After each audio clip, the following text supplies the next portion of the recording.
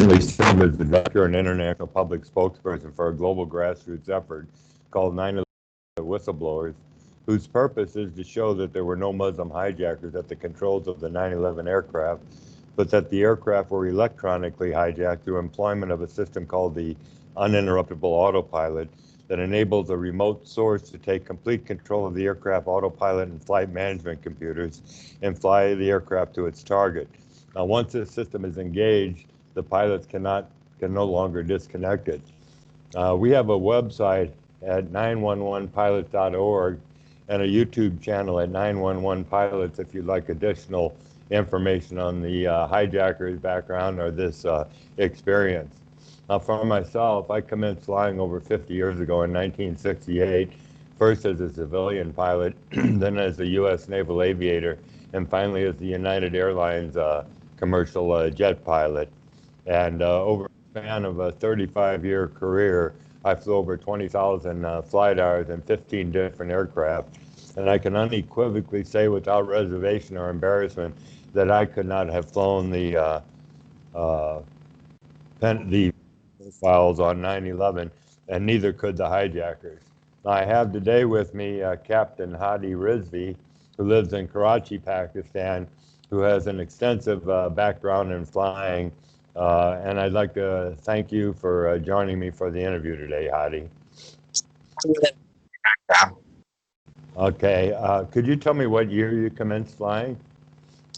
I started somewhere in 1966. I think that was around September of 1966, which made me just a little bit short of 17 years of age. Today I'm about 72. And if I don't count my gliding experience, which was about 2 years before that, so I did my training for the Air Force, did about 24 years with the Air Force, and then joined the airline. And the next 25 years I was with the airline, and the next 3 more years I was with a flying club as a chief flying instructor teaching people. So flown from, let's say, from a Cessna to a Mirage to a Jumbo, just name it. I've flown most of it. The F5, the freedom fighter that you call it, took part in the war with our enemy in the 1971. I was a young flight lieutenant, about 23 years old at the time.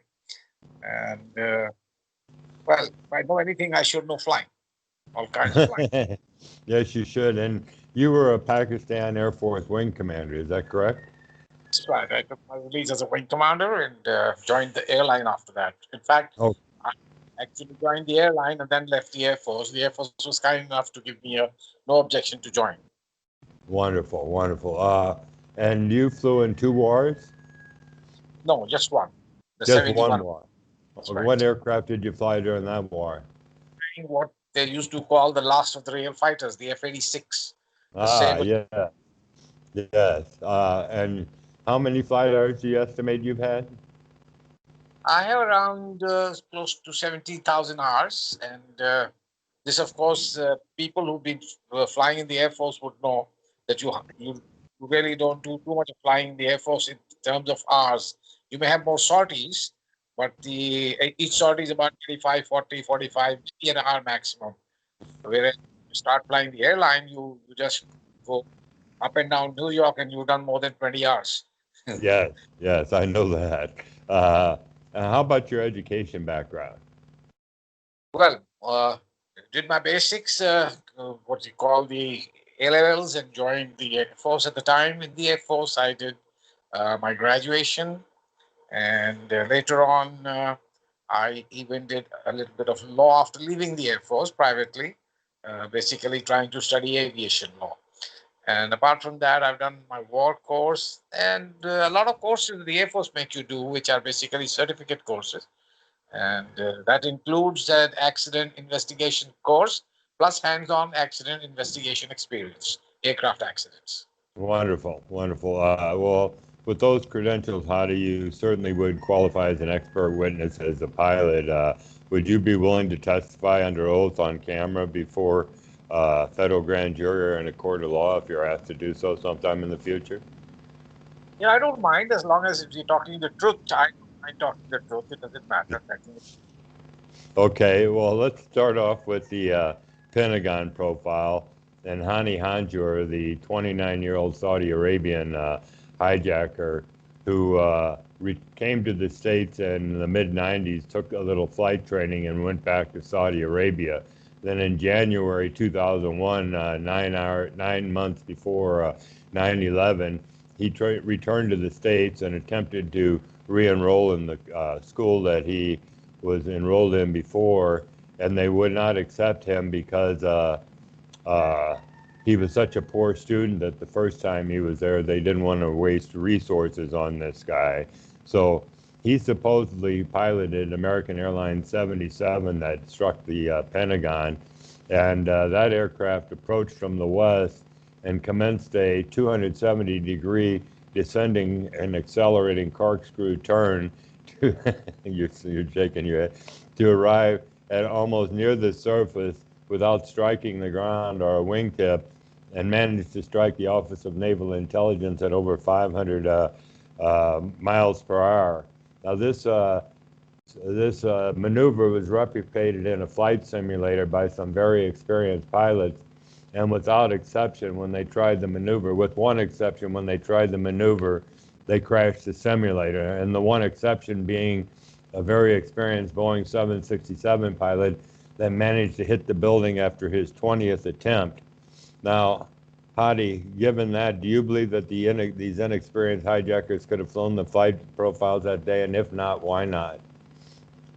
Actually, you said it all. I mean, this 9270, it is called, is a difficult maneuver at that speed and height, even in a fighter aircraft, to accurate.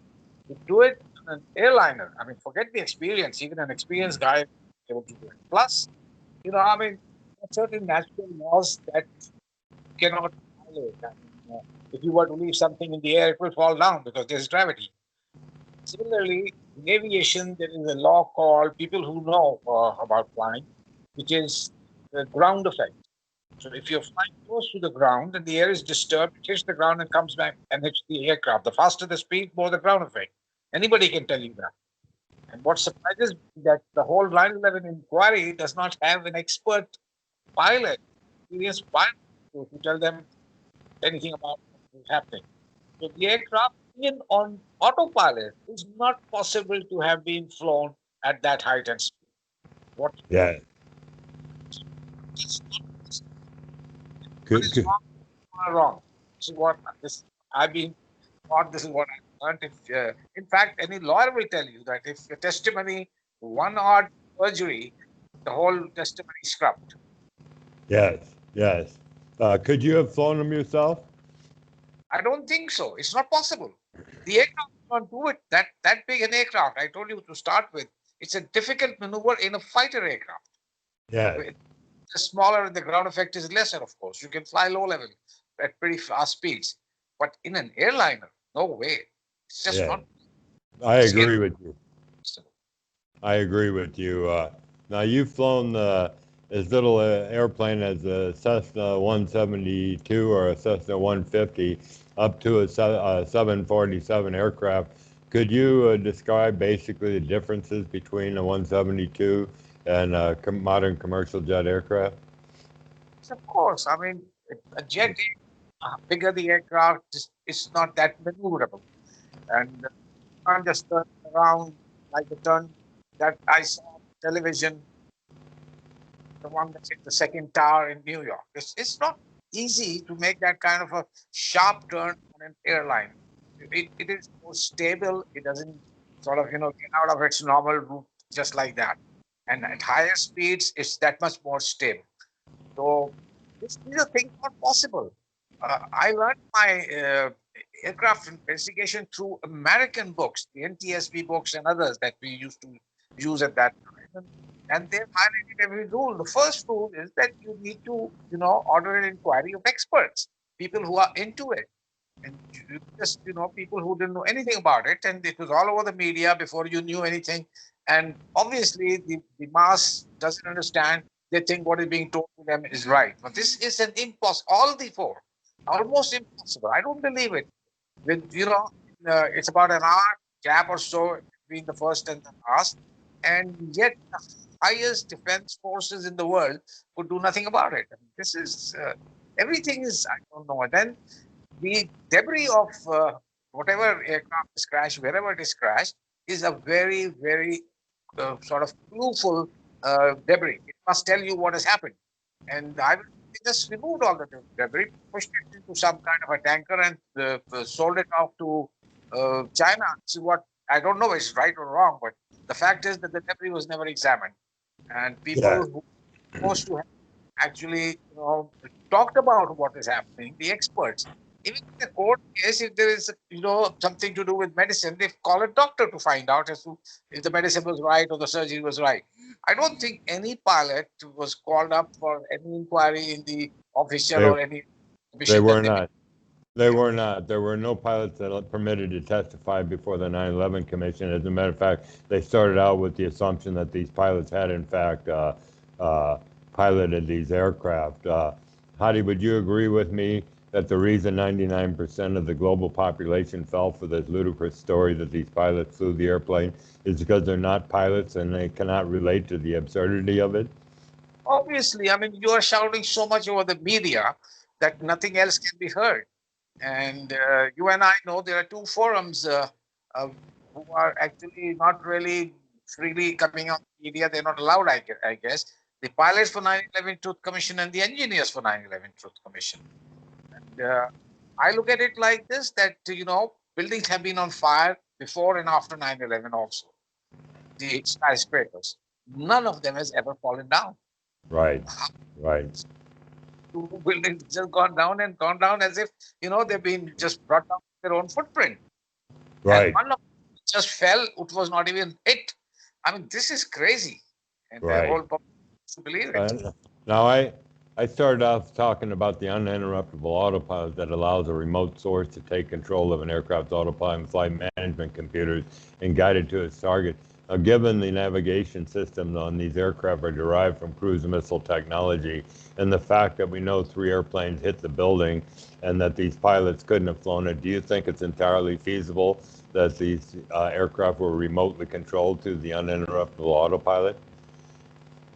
Definitely remotely controlled, because that accuracy is not possible.